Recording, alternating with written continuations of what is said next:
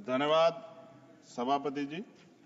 वर्ष 2025-26 के लिए रेल मंत्रालय की अनुदान मांगों पर चर्चा में आपने मुझे मेरी बात रखने का मौका दिया और अच्छी बात यह है कि माननीय मंत्री जी भी यहां मौजूद हैं। मंत्री जी का दिल तो बहुत बड़ा है, लेकिन अगर हमारी मांगे मान लें तो तभी इस बात की पुष्टि हो। अगर ना मांगे मानी जाए, हमारे क्षेत्र का काम ना हो, तो फिर ये बात मानी जाएगी कि मंत्री जी का रुख जो है सभी सदस्यों के प्रति एक जैसा नहीं। तो मैं अपने क्षेत्र से शुरू करूंगा sir. Dhampur sugar mill crossing पर ओवरब्रिज का निर्माण मैंने पिछली बार भी मांग उठाई, लेकिन सर अभी तक कुछ नहीं हुआ। लोग परेशान होते हैं, डिजिटल युग है, कई कई घंटे खड़े होना पड़ता है।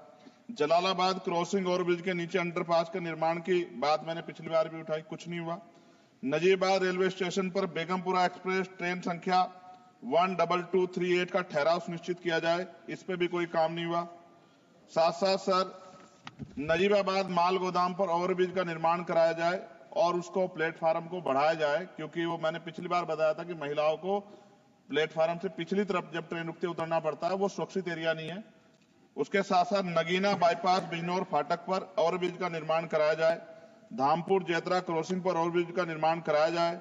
शेहरा से नूरपुर क्रॉसिंग पर ओवरब्रिज का निर्माण कराया जाए। हम देखिए बुलेट ट्रेन, वंदे भारत और बहुत आगे निकल चुके हैं, लेकिन अभी भी इतनी, मैंने आपको बताया कि मेरे लोकसभा क्षेत्र में इतनी जगह पर ये क्रॉसिंग जो है वो पुराने बने हुए हैं। उनकी वजह से जो है ना अंडरपास है ना ओवरब्रिज है, जिसकी वजह से काफी देर लोगों का समय नष्ट होता है। समय की ऐसी चीजें दोबारा नहीं आता।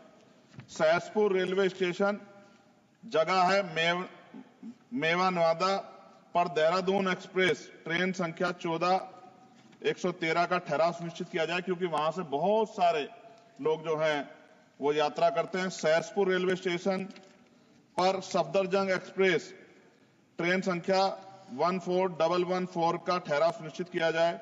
नजीबाबाद से मुंबई के लिए एक ट्रेन, मैंने पिछली बार भी सर ये मांग की थी आपके सामने। साथ साथ सर रेलवे स्टेशन जो है हमारे क्षेत्र के, उनकी हालत बड़ी खराब है। एक दो पे आपने काम कराया, मगर मेरी मांग ये है कि सभी रेलवे स्टेशन कायाकल्प कराए जाए, उनमें उनका जो है जीर्णोद्धार हो, की सुंदरता वो सुंदर लगे देख के। दूसरा, रेलवे में सुरक्षा व्यवस्था, कई घटनाएं हमने देखी जहां सुरक्षा व्यवस्था पे बड़े सवाल खड़े हुए। और एक तो हमारे लोकसभा के मेंबर ही थे राजस्थान के, उन्हीं का फोन वगैरह चोरी हो गया था अभी बाड़मेर वालों का। तो मैं इसलिए आपसे कह रहा हूं कि सुरक्षा सुनिश्चित हो, क्योंकि कई बार महिलाएं अकेली भी उसमें ट्रेवल करती हैं और बहुत सारी महिला जो है एमपी हमारे यहाँ पे भी ये चीजें आती हैं, इसका ध्यान रखा जाए। एक सर बहुत इंपॉर्टेंट डिमांड है मंत्री जी, मैंने आपको पत्र भी लिखा है।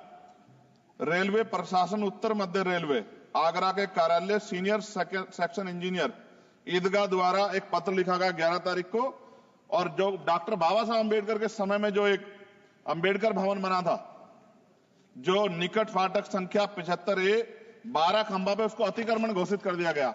ये क्या मैं ये मानूं कि ये सरकार का डॉक्टर बाबा साहब अम्बेडकर के प्रति सम्मान है, प्रेम है, कि बाबा साहब अम्बेडकर के नाम पे बने भवन को अतिक्रमण घोषित करके कह दिया 15 दिन में हटा दो। ये गलत, मैंने आपको पत्र लिखा है सर, इसका संज्ञान ले। दूसरा सर, सहारनपुर से लखनऊ तक वंदे भारत ट्रेन चलाई जाए। SC ST के OBC का बैकलॉग सर आपके यहां बहुत है, वो भरा जाए। कोरोना काल में बंद, पिछली बार मैंने मांग उठाई थी कि वो ट्रेनें चलाई जाएं। और प्रमोशन में भी SC ST OBC के कर्मचारियों के साथ भेदभाव होता है, इसको रोका जाए। मैंने पिछली बार लोको पायलटों की मांग उठाई थी कि उनको जो है 2 रात को 2 दिन ड्यूटी करने के बाद फिर ड्यूटी कराई जाती है, और वो लोग जो है फिर कई बार कई घटनाएं ऐसी घटती हैं कि एक नींद की झपकी लगी और एक्सीडेंट हो गया, और सारा दोष आपकी तरफ आता है। तो अभी ये दिल्ली में भी एक घटना घटी और कई सारी ऐसे ट्रेन घटना घटती है। इसके लिए मैं आपको नहीं दोषी मानता, लेकिन मैं कहता हूं कर्मचारियों को उस तरह की सुविधा मिलनी चाहिए कि वो जब वो ड्यूटी करें तो अपने आप को परफेक्ट महसूस करें। लेकिन अगर ये इस पे ध्यान नहीं दिया गया तो किसी दिन कोई बहुत बड़ी घटना घटेगी, तो लोगों के जीवन की कीमत होनी चाहिए। ये इसमें रेलवे में अमीर भी सफर करता है, गरीब भी करता है, लेकिन अमीर के साथ अगर कोई हादसा होता तो वो चर्चा होती, गरीब के साथ हादसे की चर्चा नहीं होती। ये अनुभव है, हमने रेलवे में सफर किया और रेलवे में करोड़ों लोग सफर करते हैं। कई बार मैंने जो है ऐसी परिस्थितियों में सफर किया जब बहुत पुराने समय में, लेकिन मैं धन्यवाद करूंगा रेलवे का कि रेलवे ने हमेशा जो है अपनी जिम्मेदारियों को समझा, चाहे सरकार किसी की भी रही हो। लेकिन मंत्री जी, आपकी कोशिशों की मैं सराहना करता हूं, लेकिन आप ये देखिए पर्याप्त नहीं है कोशिशें। जब बदलाव नहीं हो रहा, लोगों को सुविधा नहीं मिल रही है, उस तरह की चीजें नहीं आ रही है, तो ये पर्याप्त नहीं है। मैं सभापति जी खत्म करूंगा। एक आउटसोर्सिंग रेलवे में बहुत हो रही है सर, और आउटसोर्सिंग की वजह से SC ST OBC और अब EWS के बच्चों को जो है आरक्षण का लाभ नहीं मिलता। आप चेक करा लो, करोड़ों लाखों नौकरियां होंगी उस पे, ठेकेदारी पे, आउटसोर्सिंग पे। और जब सरकार कहती है सबका साथ सबका विकास, तो आप ही, मेरा ये सवाल है कि जब इन लाखों नौकरियों में रिजर्वेशन का पालन नहीं हो रहा, जबकि DOPT गाइडलाइन है, तो फिर मैं क्यों ना मानूं कि सरकार नहीं चाहती कि SC ST OBC और EWS जो हैं, जो सामान्य जाति गरीब बच्चे, उनको जो आरक्षण के लाभ से वंचित करने का काम सरकार कर रही है। ये क्या सही है? तो मंत्री जी, मैं उम्मीद करूंगा कि जब आप अपनी बात रखेंगे और जवाब देंगे, तो आप इन सवालों का भी जवाब देंगे कि इन क्षेत्रों में हमारे, सर सभापति जी, मेरे क्षेत्र के लोग भी टैक्स देते हैं ना, हमारे भी हक बैठता कि सरकार के लोगों का काम होगा, सिर्फ हमारे लोगों का काम नहीं होगा जहां से हम जीत के आए। अगर उन क्षेत्रों में काम नहीं होगा तो फिर ये क्यों ना कहा जाए कि सरकार जो है भेदभाव कर रही। इसलिए मैं माननीय मंत्री से मांग करूंगा, एक मांग इन्होंने मेरी पूरी भी की थी पिछली बार, जब बेगमपुरा ट्रेन में सफाई की व्यवस्था करा के इन्होंने दी थी, मैं इसके लिए धन्यवाद करता हूं। जी समाप्त कीजिए आप जी। समाप्त कर रहा हूं।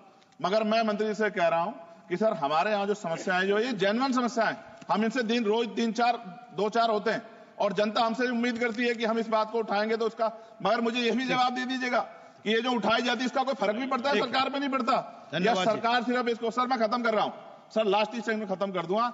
जो मांग हम यहाँ उठाते हैं, क्या इन पे कोई अमल होता है, नहीं होता है? या ये सिर्फ इसलिए कि भाई चलो उन्होंने उठा दी और बस खत्म होगी बात? ऐसा ना कीजिए सर, अगर ऐसा करेंगे तो ये व्यवस्था अच्छी नहीं है। मैं आपका धन्यवाद दूंगा सभापति जी, और मंत्री से आग्रह